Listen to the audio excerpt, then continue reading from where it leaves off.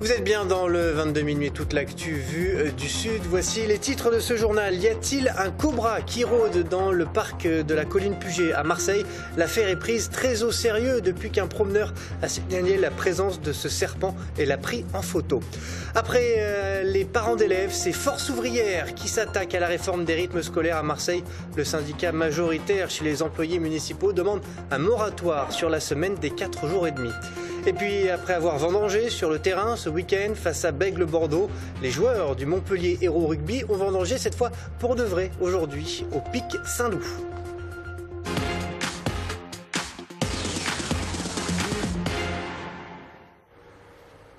Mais tout d'abord, donc à Marseille, on connaissait la sardine qui bouche le Vieux-Port. Voici venu le serpent qui terrorise la colline Puget.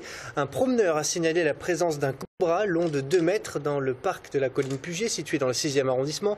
L'histoire est prise très au sérieux par les autorités et ce matin, les marins-pompiers sont allés à la chasse aux serpents. Reportage Alexandra Fergan. Il sème l'effroi depuis jeudi après-midi. Un serpent semblable à un cobra aurait été aperçu dans le parc Puget du 6e arrondissement. C'est une photo prise par un passant qui a sonné l'alerte. Depuis, le parc est fermé et les marins-pompiers traquent sans relâche l'animal errant.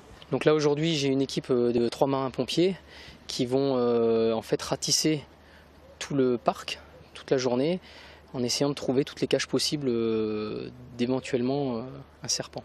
Dans un espace aussi grand que la colline Puget, le safari est compliqué.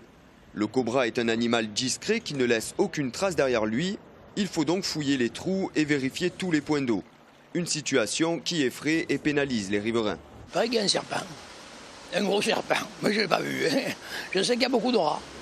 Il y a beaucoup de rats. Alors peut-être qu'ils ont mis le serpent pour manger les rats. Il y a le retour du sauvage dans Marseille. On a vu des lions au parc Chanot. Enfin voilà, donc on ne sait plus où aller maintenant. Où va-t-on? Est-ce que c'est une blague marseillaise ou une réalité? C'est à voir.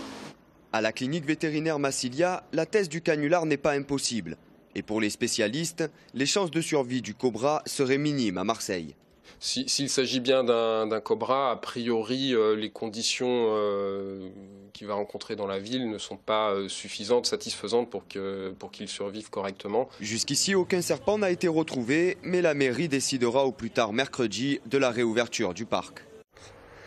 En bref, la zone d'activité commerciale Plan de Campagne près de Marseille a de nouveau été touchée par une mini-tornade. 2 toitures ainsi qu'une enseigne publicitaire ont été arrachées par les vents violents. Il n'y a pas eu de blessés, mais vous le voyez sur ces images, ce phénomène climatique est impressionnant. En 2012, déjà, Plan de Campagne avait été frappé par une autre tornade plus importante, celle-ci, et qui avait provoqué de nombreux dégâts. Voilà pour cette image. À Marseille, toujours le syndicat Force ouvrière monte au créneau contre la réforme des rythmes scolaires face à la fronde des parents d'élèves et suite à cette rentrée des classes particulièrement chaotique. Le syndicat majoritaire chez le personnel des écoles primaires demande un retour à l'école le vendredi après-midi, au moins jusqu'à janvier 2015. Les explications avec ce reportage d'Ali Martiniki.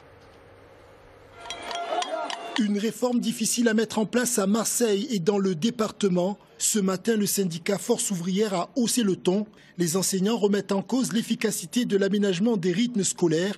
Ils estiment qu'il y a un réel impact sur la santé des enfants. Une fatigue généralisée des élèves arrivant le jeudi, voire le vendredi complètement fatigués. Un certain absentéisme également de la part des enfants qui ne viennent plus soit le mercredi matin ou alors effectivement le vendredi en primaire.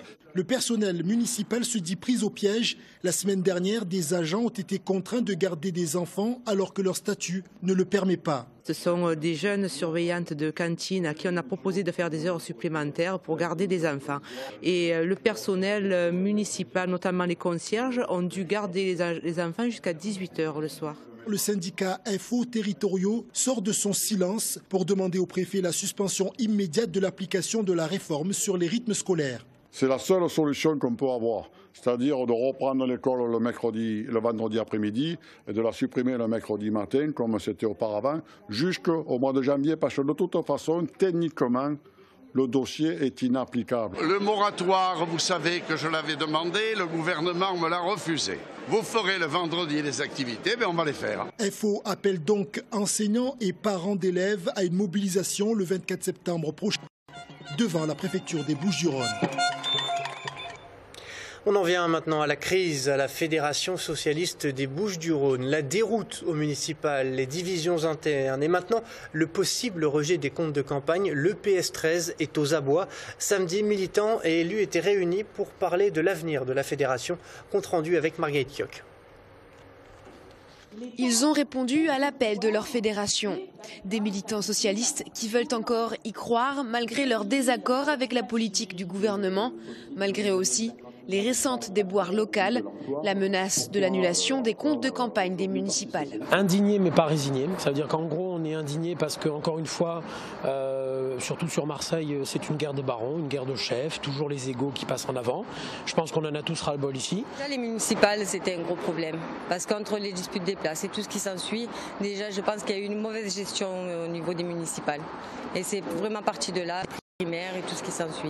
Ils n'étaient pas d'accord entre eux, donc comment voulez-vous avancer quand déjà les personnes elles-mêmes entre elles ne sont pas d'accord? C'est pas possible.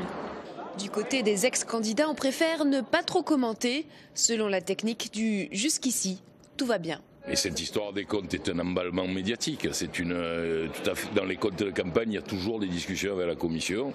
Et vous verrez qu'à la sortie, ceux qui se réjouissent des difficultés du Parti socialiste seront gros gens comme devant. Le secrétaire fédéral, lui, préfère voir le bon côté des choses. De cet épisode-là, qui est un épisode de mon point de vue technique, mais de ce que j'en ai en tout cas, doit leur permettre de se dire oui, il faut qu'on se mette autour de la table et qu'on discute ensemble. Et si au moins ça a ce bénéfice-là, ça ne fera qu'au fond, dans l'adversité, on apprend. Rappeler qu'ils ont une obligation d'être ensemble et de l'unité. Tenter de rassembler les forces militantes au niveau local mais aussi national avec un test mardi qui permettra de prendre la mesure du mouvement des députés frondeurs, le vote à l'Assemblée de la confiance au gouvernement de Manuel Valls. Et puis au chapitre politique, toujours selon nos confrères de Mediapart, la justice aurait ouvert une enquête pour de possibles faits de détournement de fonds publics, d'abus de confiance et de blanchiment au sein du groupe UMP du Sénat. Des élus auraient touché de l'argent par le biais d'associations écrans. Selon Mediapart, Hubert Falco et Jean-Claude Gaudin feraient partie de la liste des bénéficiaires. Le groupe UMP du Sénat se défend en invoquant l'article 4 de la Constitution qui prévoit que les groupes parlementaires exercent leur activité librement. En bref, toujours, la grève des pilotes Air France qui a débuté aujourd'hui va se durcir demain. La compagnie aérienne estime que 60% de ses vols devraient être annulés. Le personnel navigant d'Air France proteste contre le projet de la compagnie de vouloir développer sa filière low cost Transavia. Direction Nîmes à présent. L'association À Chacun Son Everest qui a collecté 10 000 € pour la lutte contre le cancer du sein. Il s'agissait d'une soirée caritative en hommage à Caro samedi soir à la Madone du Mas à Nîmes. Cette somme est le fruit de la vente de bracelets et de t-shirts organisés par l'association Baguero Team, créée après le décès donc de Caroline Bedos en décembre 2013 des suites d'un cancer du sein. Donc elle a surnommé Baguero, elle avait combattu le cancer une première fois, elle avait fait le semi-marathon de Nîmes. Et nous avons eu l'idée de créer un bracelet avec l'aide de la société By Garance de Nîmes, à l'image de ma femme, Caroline, et donc de récolter des fonds pour les redistribuer à une association qui s'appelle À Chacun Son Everest, donc qui aide les femmes en rémission pour guérir du cancer du sein. Donc elles font des stages en altitude à Chamonix. Pour leur permettre de mieux vivre, on va dire, la maladie. Pour moi, c'est une thérapie. Voilà, ça fait partie de la thérapie. C'est l'un des monuments les plus connus à Marseille, le Château d'If. C'est le lieu de détention d'Edmond Dantès, le fameux personnage créé par Alexandre Dumas. Un morceau de patrimoine qui va être réaménagé par le Centre des Monuments Nationaux. Mais avant les premiers coups de pioche des archéologues, les archéologues vont étudier le site afin de découvrir les secrets de cette place forte militaire du XVIe siècle. Reportage Marguerite Kioch. Au Paléolithique, on pouvait arriver ici par voie de terre. Mais aujourd'hui, la mer a avancé, alors il a fallu le renfort de l'armée de l'air pour livrer cet engin aux archéologues. Aujourd'hui, la météo est avec nous, c'est au niveau de la mer, donc ce n'est pas une contrainte d'altitude. Après, les zones de pesée sont relativement grandes. C'est essentiellement le poids de la charge. Donc là, la pelleteuse est relativement lourde, donc la machine est à 100% tout le long. Ce n'est pas la préhistoire que les archéologues sont venus ausculter, mais un passé plus récent. Ils espèrent en apprendre plus sur cette place forte militaire que l'on date au début du XVIe siècle. Et il s'agit donc de compléter une documentation historique et archéologique pour lequel il y a des zones d'ombre. Et c'est une opportunité, ce projet d'aménagement, justement, d'enrichir les connaissances sur ce site qui est un site emblématique. Le Centre des Monuments Nationaux, gestionnaire du château d'If, veut réaménager l'île et améliorer l'accueil du public. Mais avant d'engager les travaux, les scientifiques veulent savoir s'il n'existe pas ici d'autres vestiges. C'est vrai que là, on a l'impression qu'il s'agit d'une vaste zone un peu déserte où trône comme ça le château, alors qu'il y avait d'autres bâtiments annexes qu'il faut maintenant étudier. Le diagnostic archéologique durera 3 semaines. Les données seront ensuite étudiées par les historiens pour peut-être lever un peu le mystère d'un château depuis longtemps entouré de légendes. Un mot de sport à présent avec les joueurs du Montpellier Hérault Rugby qui se sont inclinés face à Bègles-Bordeaux 27-21 ce week-end. Les hommes de Fabien Galtier ont vendangé, comme on dit dans le jargon rugbylistique, vendangé au sens figuré mais aussi au sens propre puisqu'ils ont passé la matinée dans les vignes du Pic Saint-Loup aujourd'hui. L'occasion pour les recrues de découvrir le terroir local. Reportage Pierre Beretta et moi Dalia Capi. Ce ne sont pas des ballons ovales dans le ciel, mais bien des grappes de raisin. Aujourd'hui, les joueurs du MHR ne s'entraînent pas à la touche. Ils sont venus donner un coup de main pour les vendanges. À quelques mètres de là, Thibaut Privat est lui plus concentré. Pas facile de plier son corps quand on mesure 2 mètres pour 115 kilos. On travaille un peu à ras du sol. Et bon, il y en a qui sont plus ou moins à l'aise. On voit Micha à côté qui lui, il est facile, proche du sol. Pour moi, un peu moins. C'est vrai que ça fait, il y a pas mal de joueurs qui viennent d'horizons différentes. Et voilà, ça leur fait voir que la culture un peu du coin, voilà, du Pic Saint-Loup et son vin. 8 nationalités travaillent dans la vigne ce matin. Samoa, géorgien, argentin. Loin du terrain, c'est une autre façon de se découvrir. Même quand c'est bas, ça c'est bien mûr. C'est bien, hein? Bien, hein?